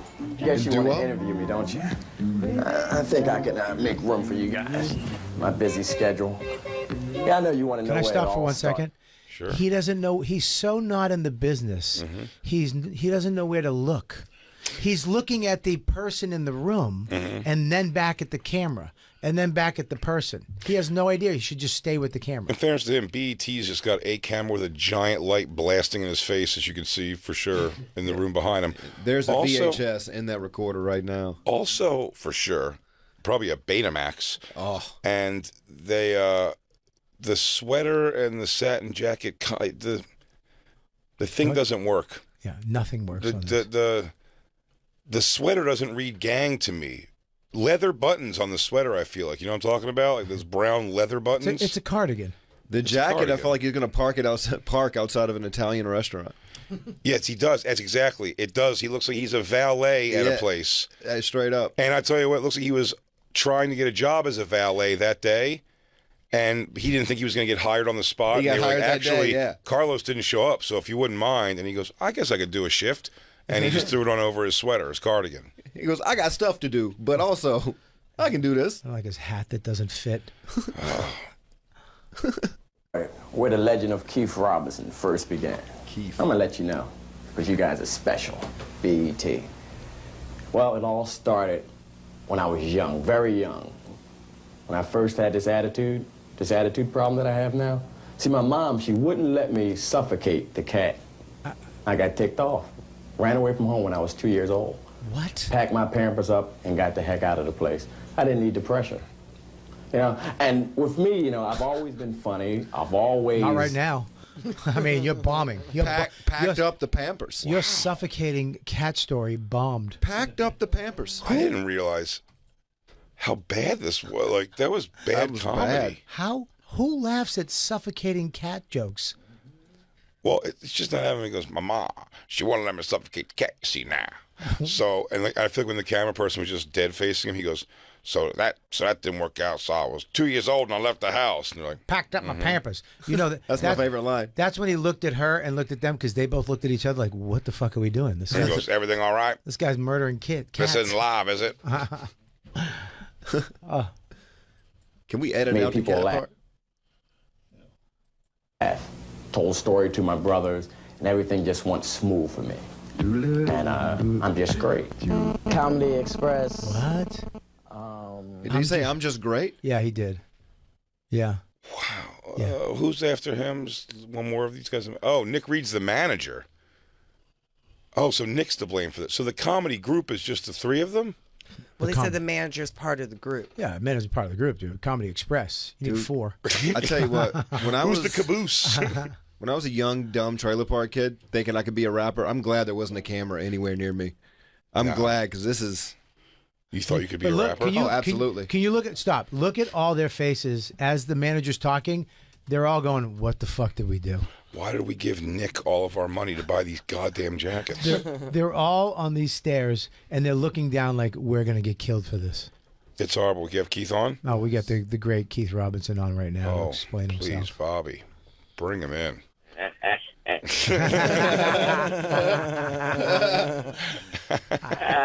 Hey, how are those cats that you killed? Fuck those cats.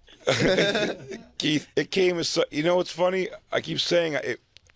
I remember now when we would drive up in the Focus, and you would tell us, me and Kev, like stories of Comedy Express. But I don't think through YouTube, I was never able to put like a face to what this was. And boy, oh boy, man, they set you guys up for failure. First of all, no one knew that BET had nightly news. I don't think that does this happen still. And he goes, No, "Thank you, put it on Comedy Express." Thank you, Comedy Express. And now for Weather on the Ones on the Fours. Because they're late. I liked it. Thank you. I liked it. Thank you. I liked it. Keith, was Nick Reed just a manager or was he also a comedian? Because when he speaks in this interview, you guys don't look happy. They don't look happy, Well, Jay, that's fine. because they know this stinks. They're literally going, It "Why are didn't we doing stink. this?" No, it didn't stink. No, We was no. on WDAS, J and Power 99. And we got a half-hour special. On what? Yeah. Prism. What's Oh, is that true? what's Prism? I'll Yes. tell you exactly what Prism is if he's being honest. Prism was for I am. Philadelphia garbage like myself and Keith, who couldn't get full cable. Philly just made like a cable station, and you'd have to get an antenna for one station, Prism, and it was like where you could see movies that had nudity and stuff on it, and they had a couple of things. And you Comedy had a, Express. You You had could see a it. Prism half-hour special. Yeah. How did four guys have a half-hour special? That doesn't. No. The time doesn't add up. I mean, What? Yeah. what did you do for a half hour? Even the Wait a plastic, minute, even the plastic cup boys all get 8 minutes. Yeah, dude. I don't know. Let me ask you a question. Comedy Express. No. I- I'm going to tell you. Oh, We please. got white guys in it, too. What? White We guys had were a in Comedy comedy Express. Special. Well, we brought them in. Grover Silcock, Big Daddy Graham. All of us was on it. Oh, there was I brought the more. white guys in, too. Oh, so you weren't the only Comedy Express. You were the founders, and then you let other people. No, in. I am Comedy Express. Keith Robinson. It's like the N1 mixtape tour. I am. That's why I've always said Ralph Tresvant is New Edition, but that's what I said. That's what Keith Robinson was. So how do you get a jacket? Like, did you know what I mean? How did you get your jacket? Well, You had to get jumped in. Comedy. Joked in. That's what I said. For some of you, you had to shed blood for somebody. You had to cut somebody. The first 3 minutes of your first set, you're getting beat up. Hey, Keith. Yes. Can I ask you a question? The joke about the killing the cats. When you went, That wasn't no joke. You packed up your Pampers and took off at 2 years old because your mama couldn't understand your style. She was hating. What is the? I don't understand the joke though. There's no joke there. You said I killed the kittens and she didn't think it was funny. Like what was the joke? He always had a bad attitude. Wait a minute. There you go, Jay. Yeah. Jay knows. I know what's up. He always had a bad attitude. It's a Philly thing. Yeah, the more I think about it, Keith, attitude. this is a Philly thing. Look at them. 4 guys on a stoop talking that shit wearing team jackets. Nothing crazy about that. Suits, ties. If you went to the gig and you forgot your jacket, did you have to go home and get it, or could you still do the show? No, I never forgot my jacket. I'll tell you what. Wear like a guy. Keith, am I right about this, though? And this is no disrespect to Ralph, and I don't know the other 2 guys at all. The one we thought was the guy who would rape all the people at college gigs, but it's not him. What was his name? Vince Champ. Vince Champ. It looks like I Vince thought Champ. one was the college rapist guy, but it's not him, so I take that back. But I don't know Ralph and Ramont's like background at all either, but you were from like before you were in Comedy Express. Like you said, that you were like in like Tasker Projects, basically, like fighting, and you guys said you were working concerts and shit like that. So it is funny that like he was the bad boy. He was the bad boy of the Comedy Express, Keith Robinson. Yeah, killing cats, man. It's damn right. Packing diapers full of shit and killing kittens. In my sight. There should have been a 1-900 number at the end of that. He goes, "You want to talk to me, the bad boy? Mama kicked me out when I was 2 years old because nobody can hold me down. I'm a wild man." And then he just was like some kind of a weird like body hump. And he tips his hat and rolls down his arm and then he flips it back up. Did you ever see videos where male strippers introduce themselves? I was like, "I'm Anaconda and I'm here for your pleasure." I'm Keith Robinson. I kill kittens and I kill pussy. If you don't Packed up my understand me, Pampers. I will pack up my Pampers and move on. He goes, "My Pampers are Magnum Pampers." Well, Philly was a rough town. So those satin jackets protected you because they knew. Yeah, because all the guys. Well, you had to go around. No, everybody in Philly could fight. Everybody. Mm-hmm. White, black, a few Chinese, whatever, we fought. Did they have jackets too? That's everybody knew who each other was. Yeah, everyone had their jackets. Were they the Chinese Express? They got to your house in 30 minutes. Chinese Express. That's how you know who won, is who's wearing the jacket. Or it'd be great if it was all just different like arts. It's like Comedy Express, Acoustic Guitar Express. Just offshoots. But y'all got to realize, y'all disrespecting Comedy Express, but it started off a lot of fucking things. What? In Philly and beyond. Everybody performed with us. When you say Prism wouldn't have made it without it. Warren Hutchinson? Warren. For sure. Wanda, Wanda young Wanda. Did Wanda get a jacket? Yes. Did Wanda have to get a jacket? Did you make her roll the dice and you guys all did her? Women don't get jackets. They get sweaters. Hey, Rhonda, roll the dice. Wanda got a pink sweater.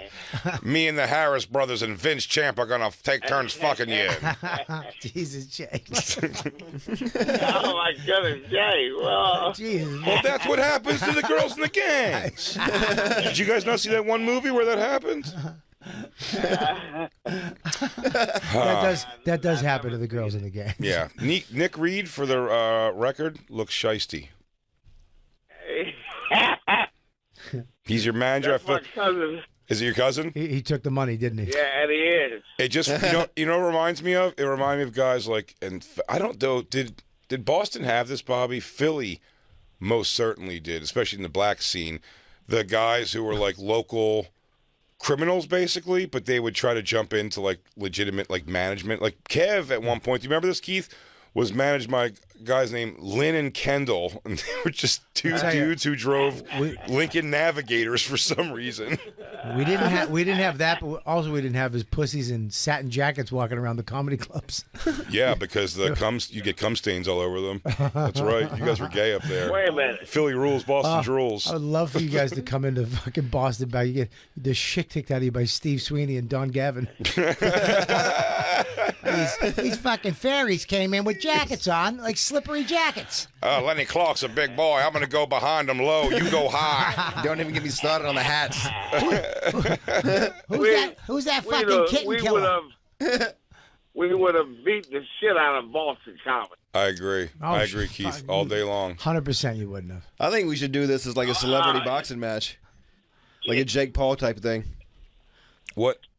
We would have tore Boston comedy's ass out. they stink.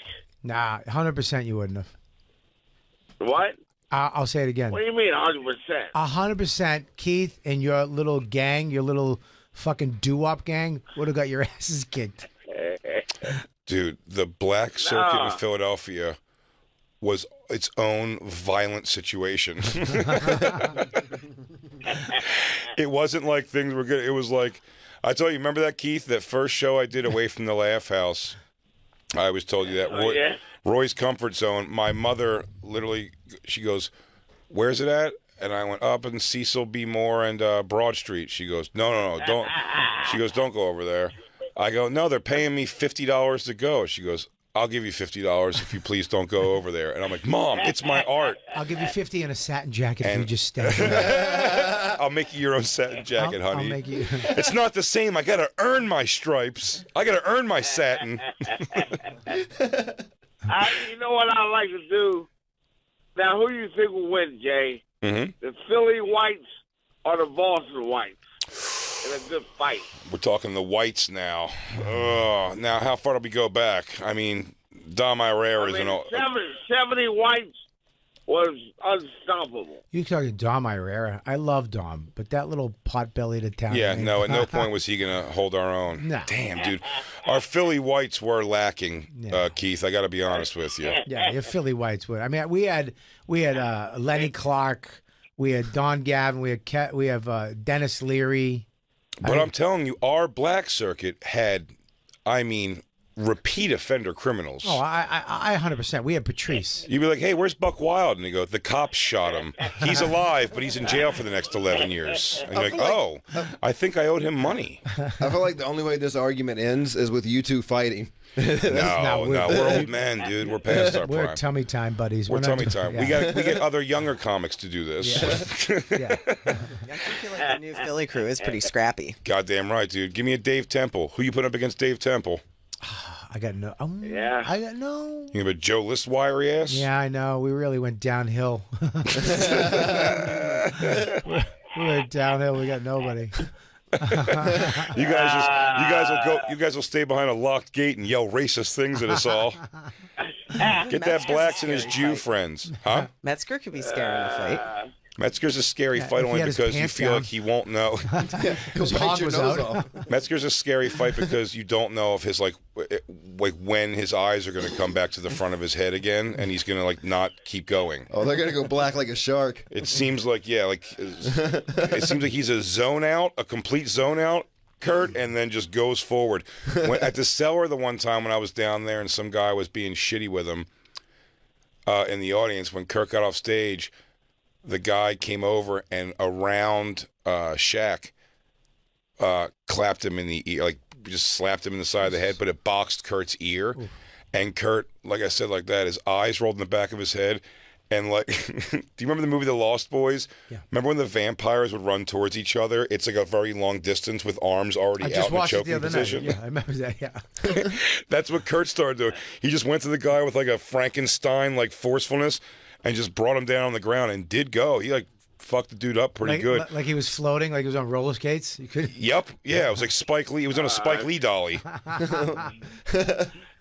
And Kurt just went forward and just pounded this guy with pure, just Frankenstein-esque rage. It was bizarre.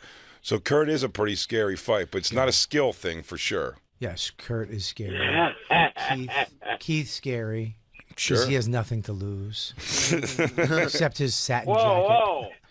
Keith's in an age now where he keeps a gun and he calls it a pistol. Keith, not now. Now you have stuff, but back then you had nothing to lose. I had a lot of... Look. What? I've been on TV. That was 86. Every decade says 86. They had 3 channels. I've been on TV. Keith was on the square, big wooden TVs. I was 9. You had to actually have bunny ears on your TV when Keith was on TV. I couldn't have seen this. I was 1. I think he calls his gun Pampers because he's always packing it. I am bummed that I didn't catch the Prism special, and I'd like to find where do you think Prism keeps their archives?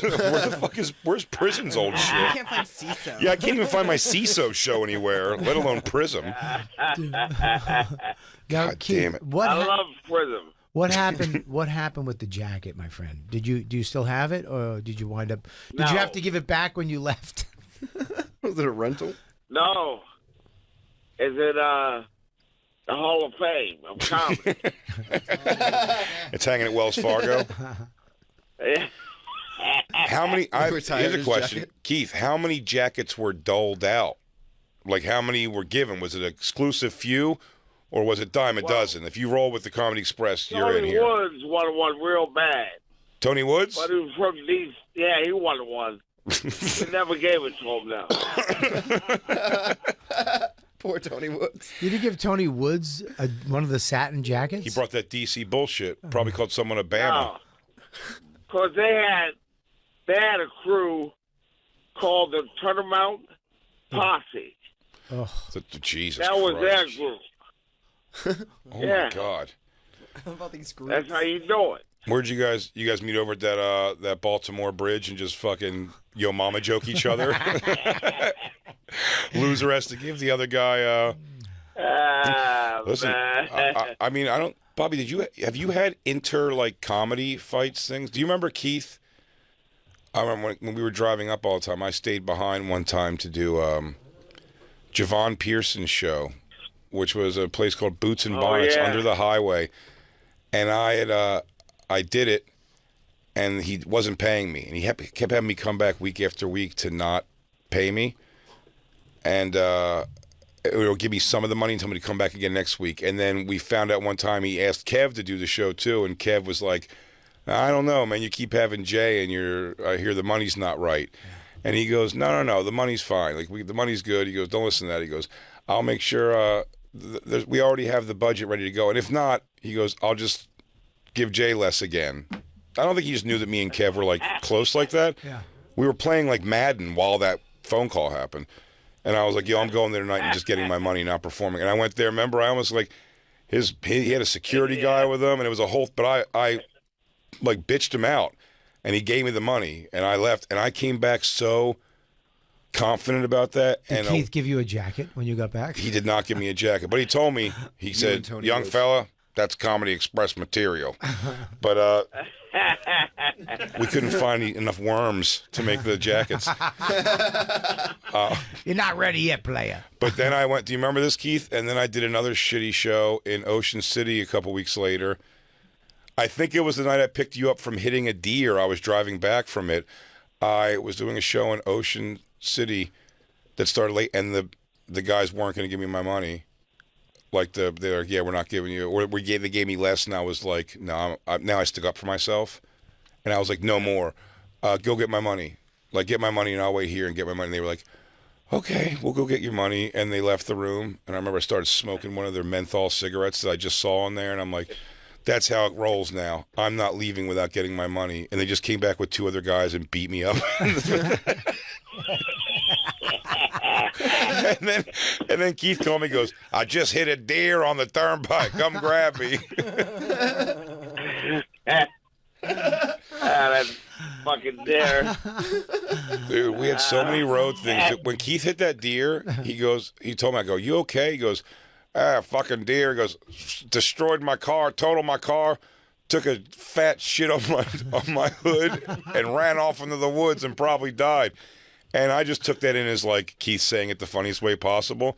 And when I got there, and the tow truck guy got there, His car was caved in, what looked like it was around a fucking moose, and right in the middle of it, a fat, perfect pyramid of soft-served deer shit. It's exactly what happened. Yeah. That happened to Brian Scalaro. He was with his friends upstate, and they hit a deer, and the ass swung around and hit the side door, and the shit went in the kid's face on the passenger Someone got seat. kicked in the face, yeah, too. something like that. That was just fucking stinks. Oh, man, that was... And then one time, Keith, thank God it was his beater car. He got like a shitty beater car because we were putting too many miles on the Focus.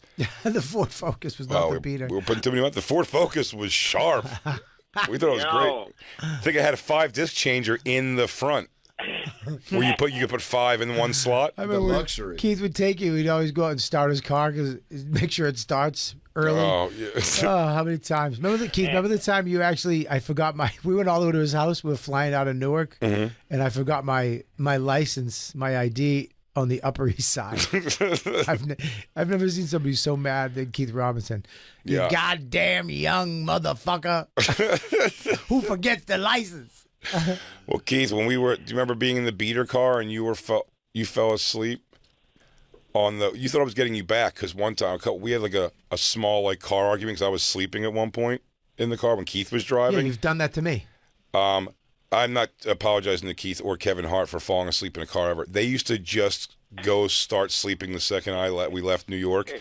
And it's why I started smoking cigarettes, just because I needed company. Yeah, you had to hope that it fell on your lap and kept you stay alive. But they would crash out. And when I crashed out the one night, Keith was getting annoyed with me snoring, so he just did a little jerk of the wheel, which was funny because it's supposed to make you just kind of do like that little, like your head comes up and then you tap back on the thing and it wakes you up.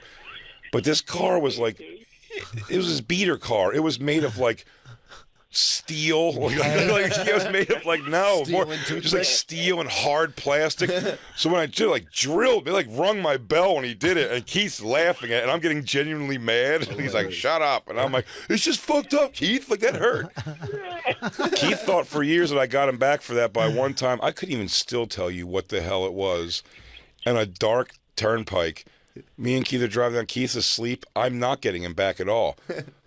There's something in the road. I didn't see it. All I know, I was wide awake. All I know is when Keith woke up, it was to me screaming because all 4 wheels were in the air. We were up in the air. And then the thing where he came down, there was like sparks on the side and pulled over. The only reason he believed I wasn't didn't fall asleep or something is because if you remember, we got out of the car and it just happened in the next 7 cars. They were just bottoming out. We had to get a tow truck to come. Ah, shit. Did Keith That's used to button me because we'd do road gigs and he'd play oldies. Buddy, let me tell you something. The incredible, the incomparable, it's the mighty, mighty Dells. I know all the... Keith would make me... Yeah. He would make me soul mixtapes like I was a girl he was trying to fuck. That's so bad. He'd be like, "That's Mahalia Jackson, young fella." And he'd be like, "All right, we're leaving right after the show. Keith, it's a 9-hour drive back. I got to be back tomorrow in Philly for my son." Yeah. And you drive back. He dropped me off in the train station at 5 in the morning in downtown Philadelphia. He goes, "Don't look anybody. Right. Don't look anybody in the eye. You'll be all right, kid." This is where Shyamalan films. Well, that's what you did to poor Jay. What'd I do to Jay? I never liked that. What'd I do to Jay? You know what you did. I didn't do nothing to Jay. You know exactly what you did. Yeah, they still hold you to the fire for this one. I'm gonna just say this, dude. Mm-hmm. You ratted me out. I didn't mean to rat you out. Okay, it's fine, Jay. But listen, there was them. Mm-hmm. And then there was me and you. Sure. Me and you. Mm-hmm. We were another thing. We became another thing for sure. We became another thing. I thought that trip was a pure bonding experience. That's what it was. And Keith set you up to get dimed out. I didn't know. You did what you were absolutely able to do, and I couldn't have thought it was a better experience. Did you pay for gas? Bobby, no, I did not. Did you pay for food? No, I did not. Did you drive? Did you drive? No, I did drive. I did drive. Most of it. Who drove? Wait a minute. What? Mm-hmm. We already had a court for this. We did. You already had a court. You were found guilty. I do know this story. There's no statute of limitations on this. Oh, no double jeopardy? There's no double jeopardy, no. Yeah, so Bobby was in town, and so we kind of just met Bobby, and they were like, you're coming back in town to do a college run pretty soon. I had just gotten colleges. And he offered it to Kev. For the first time, yeah. And Kev was kind of in the mix, and he goes, Kev couldn't do it. And Kev kind of was like, you know, Kev and Keith were like, you should take Jay to do it. So I was like, I'd love to do it. And Bobby was like, I didn't sure. know you. Not at all. Nope. We get in the car, and we get along right away. It's great. And Bobby, same thing. Bobby buys meals. Obviously, he's not asking me for gas money. We're doing this thing where it's a good trip. Everything. Hotel. We're up and down the thing. And then when we were leaving, the only one funny thing was when we were leaving, which, by the way, I've had people do wacky things like this for me before, too. So I fully get it. Because I didn't argue at all. Our last show was in Maryland. Bobby was staying with Matt Frost in Midtown, New York, and I lived in South Jersey, right by Philly. And I remember just Keith laughing at the concept of me driving right past my exit 3 on the turnpike and driving Bobby back up to Manhattan and turning back around. But I told that, I was like, no, but we had a blast, honestly. And they go, we had a good time, man. We had a good time. They go, what did he pay you? He goes, what did he pay you? And I went, and Bobby's already back in L.A. at this point. What did he pay? And I go, $300. And Keith goes, good. He goes, $300 a show. That's cool, man. Good for him. Good for Keith. And I wasn't upset. I was just correcting him. Going, oh no, Keith, $300 total. He gave me $100 a gig. And then the way that spread through the Olive Tree Cafe to Patrice to everything. They put Bobby on instant trial. I came in one night. No, this is on the phone. They did it over the phone. You don't remember? You weren't there. It was on speakerphone. That was another trial. I was on trial. I was a frequent offender in the comedy court. Yeah. It was something else, yeah. Yeah, so Bobby was on the phone, and they called him up. And the worst part is they're forceful. They're bullying me, my voice, out of it because I'm like, well, this guy just gave me work in $300. This is great to me. I'm like, hey, could you please stop making it sound like I'm complaining? And they're going, shut up, Jay. You should complain. And I'm in the background going, Bobby, I'm not really saying. It's so then Bobby, they put him on trial. I think Keith was my lawyer. I think Patrice tried to defend Bobby. Yeah. Didn't work. No. He tried to defend Bobby, and I wasn't having it. He wasn't having it. Patrice took him to task. Patrice stunk. He really fucking stunk as my lawyer. Yeah, he almost wasn't on your side. He was 100% not on my side. And then they drew a newspaper in chalk on the table that drew a picture of me crying, bent over, and Bobby behind bars, holding little bars. And they called him that. The next day, I was like, shit, man. The next day, I was back. That's how long ago it was. At my mom's house, on my mom's house phone. I don't think I had a cell phone yet. On my mom's house phone, I get a call and I answer it and I go, hello. And you just hear Bobby go, you don't tell people what you make, dude. and then our next road gig years later was Mohegan Sun. Me and Bobby went to. It was like a year or so later. And it was one night. And Bobby goes, I'll give you $300 for the night. And when he was paying me, he went to the ATM. He goes, what did I say I was going to give you? I go, 300, I think he said. He goes, well, here's 400. Now go tell people that, you fat fuck. It was a different time. It was a different time. No, but I was the best person. I thought that was hilarious. I loved it. He was like, tell people that, you piece of shit. Because they came down on him. They go, Bobby, you're trying to rip off Jay. I was so mad at you that trip because we were coming back and we had a long drive back and it was exhausting. The gigs weren't the best. College gigs were kind of shitty a little bit. Like lunchrooms and some shit. of them, they're terrible. I think the last one was terrible, but we pulled it off. Mm-hmm. I think there was no lights. I asked for water and they gave me a cup of water. Lunchrooms. Like a little Dixie cup? A little cup of water like here. It was bad. That last show sucked. And then we stopped at Wendy's and I was furious because I go, what do you want? I ordered all my food. As a fat fuck, I'm like, at least I'm going to be traveling with another fat fuck and we're going to eat like heroin addicts. What do you order, Bobby? He goes, oh, just give me the taco salad. I was like, what the fuck are you getting? And then we left and he goes, oh, damn. I'm like, what? He goes, they didn't put my sour cream in. Sour cream. I'm like, well, I'm trying to get home. I'm fucking exhausted. The gig sucked. We did the tour. Did you make him go back around? I had to go back in the thing. And I hit the thing. Can I get the sour cream? You forgot the sour cream. And I had to say to him, Bobby, because again, you don't want to make the waves, but I just tell him, I go, It is just honestly anything that's like Mexican-y, like if there's no sour cream, it's just not even worth it to me. He's like, we'll get you sour cream. He gets me sour. And the funny of how much that annoyed my eating habits annoyed Bobby. When we got back, and Keith, you'll remember this because it was the hardest I've ever laughed at a joke made about me. When Bobby goes, this fucking fat shit is there and he's not eating. We're supposed to be there eating. I'm supposed to not feel bad about eating in front of him. And now I'm eating shitty food. He's trying to eat a salad at Wendy's. And I go, yeah, Bobby, I actually don't even eat all that crazy. And just without no hands, just like a head nod, he goes, then how did that happen?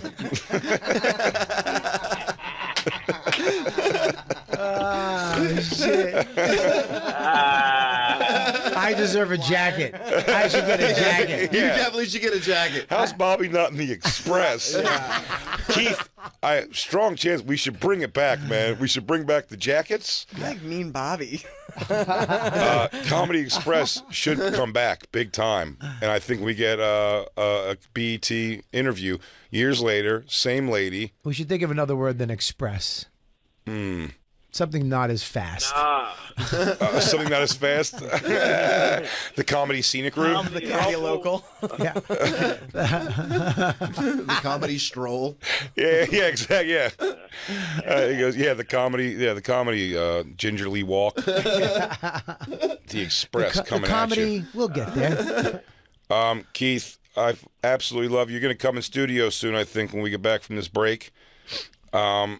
Please come in. Man. Please come in. We got a zillion and one stories to tell. Keith's got a new special. He's probably filming in a couple months. It annoys me.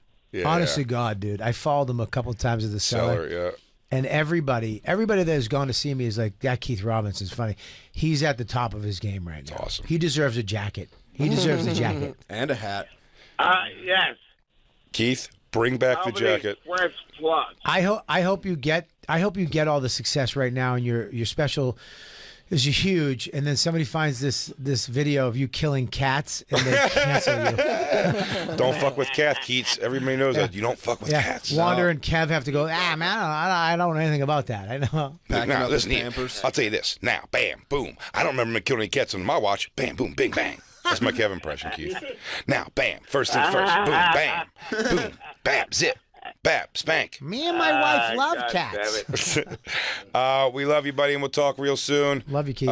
Keith Robinson, everybody. Make sure you follow him and check him out. Yeah, check him out. He's always at the Comedy Cellar. He's one of the funniest guys around. I mean, on and off, so funny.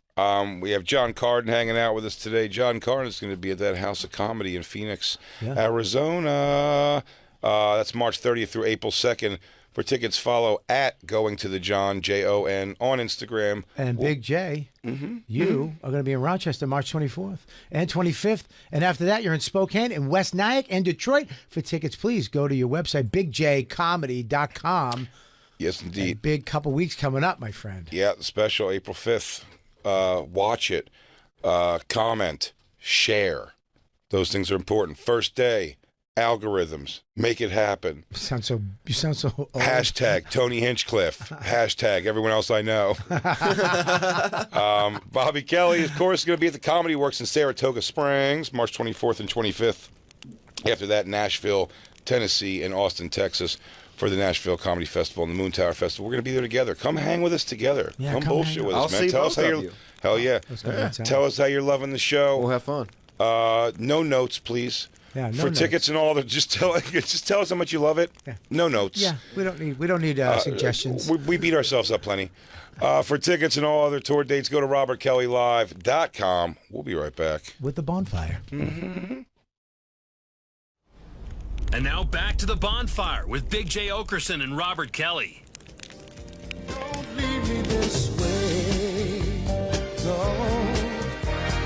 Don't leave me this way. A broken man with empty hands. Baby, please, please, don't leave me this way. Baby, my heart is full of love and desire for you. Now come on, girl, and do what you gotta do. Ladies and gentlemen, give it up for Comedy Express. Keith comes roller skating in. Oh, what's up, player? The Black Jackets of Philadelphia. You like my dead kitten scarf?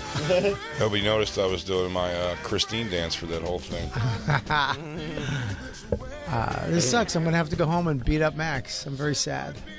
You know? I'm going to have to go It's not home. bad. He's still He'll still be 1-on-1 on the day. Oh, no, 0-2. He lost the fight in school. That's not very Boston of you. What if I go home and he tapped out Dawn already? She's just passed out. Well, that's what's really going to be funny is you have to go home and actually kick his ass to let him know. It's like, just so you know, you didn't beat me up yesterday, and you were crazy to go to school with that confidence. This is from Uncle Jay. This is from Uncle Jay. Yeah. You're not a good artist either. We could send Isabella's sister in. Jon Carden, everybody. I'm going to be gone. We're going to have a week off next week. We're going to run a couple. We pre-recorded. I'll be here on Monday with me and Joe DeRosa will be taking over the realms. Hell yeah, live show. So you get a live show Monday, and then me and Bobby did a couple episodes for you for the rest of the week. Then we're off for a week. I come back after the special comes out. Everybody, I love you guys for giving us shit. RobertKellyLive.com, BigJComedy.com, going to the John on Instagram. Crackle, crackle.